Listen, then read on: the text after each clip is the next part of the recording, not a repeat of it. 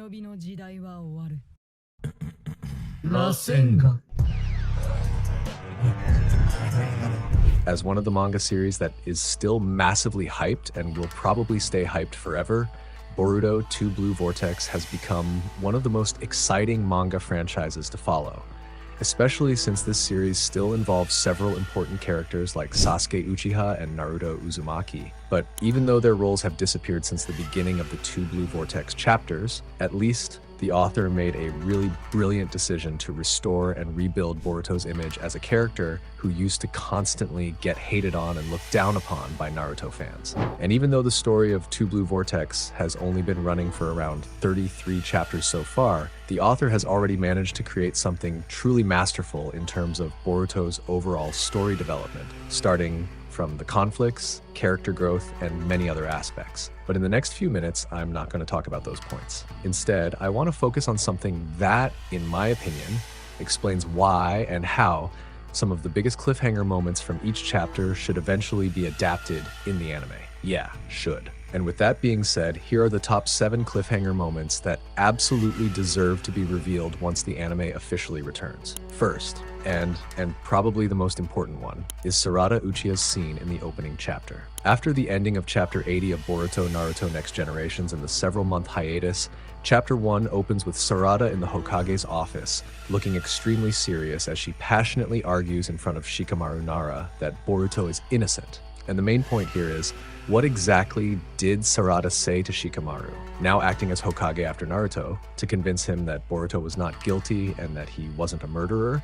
At the same time, as fans, we're obviously really curious about how the anime will eventually adapt and portray all of this, including the transition into their new character designs and outfits. I think that would still be a really interesting part to see, right? Yeah, what do you guys think?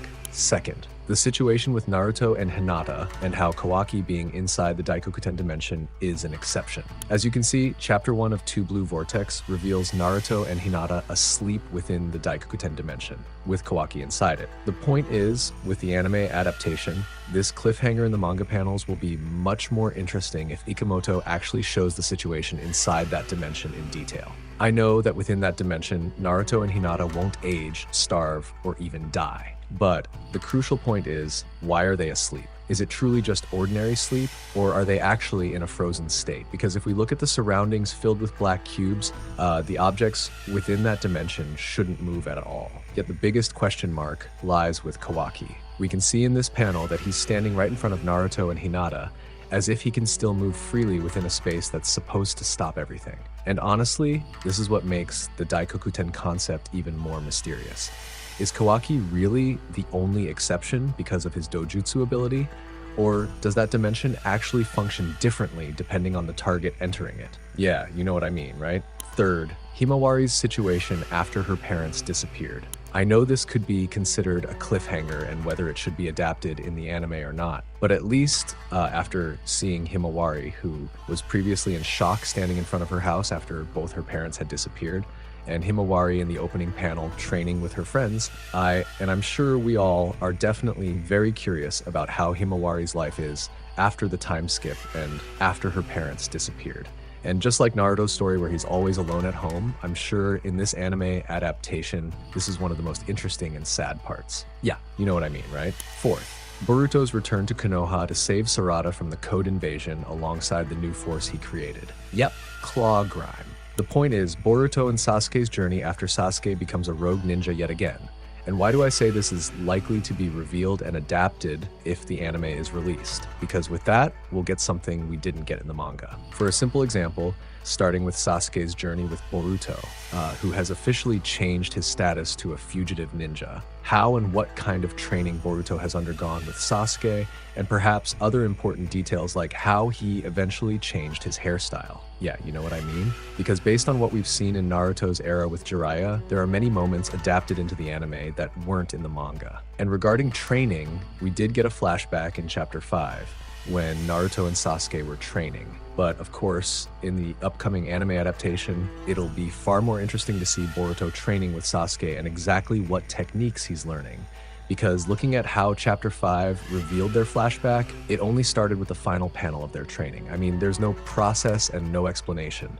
Instead, it's just a panel showing that Boruto has finished training with Sasuke. Fifth, we're still in the situation where Konoha is being invaded by Code and Clawgrime. As you can see in this panel, for the first time, a shinobi is bitten by Clawgrime, and instantly, their body becomes trapped within the Shinju tree. The point is, we're really looking forward to seeing how the anime adaptation of this panel will continue, or if it will at all. In other words, if we look at some examples of victims of Clawgrime's bite, they eventually turn into a Togadama, and from that Togadama, a villainous entity is created through a manifestation of chakra. This means that even though I know the shinobi who saved Sarada isn't a major character, at least in the future anime adaptation, there will be an explanation for how he ultimately disappeared and how Boruto or someone else ended up saving him. Logically, it makes sense to say that Konoha or Boruto should save the Junin trapped in that tree, especially since the tree is located right in the middle of Konoha village. But what do you think? In the upcoming anime adaptation, will that Junin be left in the tree or saved? Because if we refer to the manga, it's confirmed that he's still alive. But the question is, how would they save him? If it requires restoring Togadama, unfortunately the Junin's chakra or manifestation hasn't been confirmed to be a divine tree being, especially since he's still alive, right? Sixth, how did Boruto learn Uzuhiko's Rasengan technique, the best Rasengan in Naruto history that has never existed before? In short, in a panel from Chapter 2, Boruto spontaneously surprised fans by demonstrating his new technique to fight Code. But of course, in a panel that's still part of Chapter 2, it's highly implausible for us to be explained and shown exactly how Boruto mastered it, right? And I know that regardless of who and how Boruto ended up training and mastering that technique, at least in the upcoming anime adaptation, every training process will be a very important point. And we must remember, the fact that even many Naruto fans greatly underestimate Boruto and seem to assume that Boruto obtained immense power instantly without going through a difficult process, unlike Naruto did back then. So that means, in the upcoming anime adaptation, Boruto's training process will also be just as thrilling as how Naruto went through various grueling training processes, right? And what concerns me is whether each of Boruto's training processes might trigger something worse, like what happened to Naruto back then. I mean, we know that when Naruto was training, there were moments when he was controlled by Kurama due to his emotions and such. And what about Boruto? He has a demon inside his body that can take control of his body at any time when he's in a situation where he's running low on or has exhausted his chakra. And we also know that every major training process that requires a significant amount of chakra, especially techniques like Uzuhiko's Rasengan, Boruto will certainly need extra energy or even more chakra. But what do you guys think? Seventh, how did the bug get trapped inside that tree? And as we know, after Code lost to the daemon at the Kara base, Code, having no choice or opportunity, had to retreat and flee from that place. But of course, Code actually brought Bug into this situation. The point is, in the future anime adaptation, I think revealing how Bug ended up like that would be very interesting, especially the instincts of the Clawgrime itself. Because after Code split the Ten Tails chakra and transformed into a Clawgrime, they seem to possess a special instinct about who they should attack or bite, right? So my assumption is, was there someone instructing or controlling the Tsumeaka until eventually Bug was bitten and trapped in the tree, and ultimately Mamushi was born? Because on this point as well, I'm really curious how this will be adapted in the anime later. Especially since, as we saw at the end of Chapter 3's panel, the Ten Tails was confirmed to still exist, but in the next chapter, when Boruto successfully teleported to that dimension, that emaciated Ten Tails suddenly vanished instantly, even though it was still there before, right? And that means, with the upcoming anime adaptation, this cliffhanger should be resolved until the Ten Tails is finally reincarnated. Because seeing how the Clawgrime was created, it's highly unlikely that the same process wouldn't apply to Jura, right? But what do you guys think? Oh yeah, that's at least the cliffhanger from every Boruto chapter that should be revealed and adapted in the anime later. And one more thing, this isn't the end. There are still parts 2, 3, and so on.